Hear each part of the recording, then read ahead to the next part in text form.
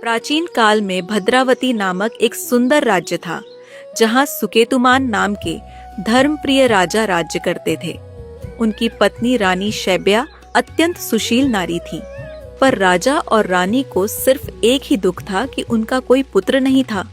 वह यह सोचकर दुखी रहते थे कि बिना पुत्र के उनका वंश आगे कैसे बढ़ेगा।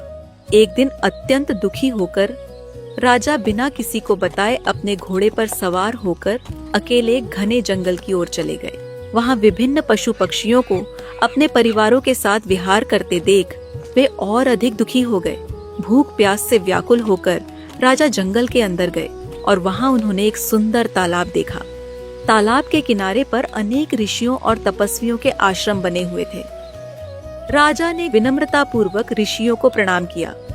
ऋषियों ने प्रसन्न होकर राजा से पूछा, आप कौन हैं और हम आपकी क्या सहायता कर सकते हैं? ये सुनकर राजा ने अपना परिचय दिया और ऋषियों से उनका परिचय पूछा।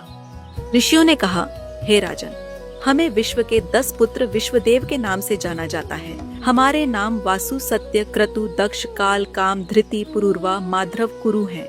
हम यहाँ स्नान करने आए हैं।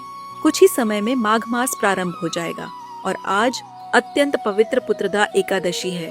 यह व्रत पुत्र की इच्छा रखने वालों को संतान प्रदान करता है।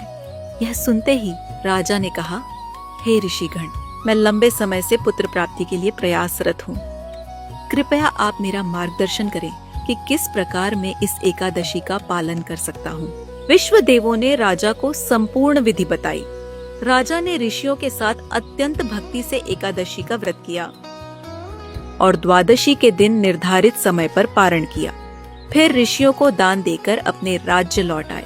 कुछ समय बाद रानी शैब्या गर्भवती हुई और उन्होंने एक तेजस्वी पुत्र को जन्म दिया। जो भक्त श्रद्धा से इस एकादशी का पालन करता है, वह संतान सुख और भौतिक जीवन में हर प्रकार के सुख प्राप्त करता है।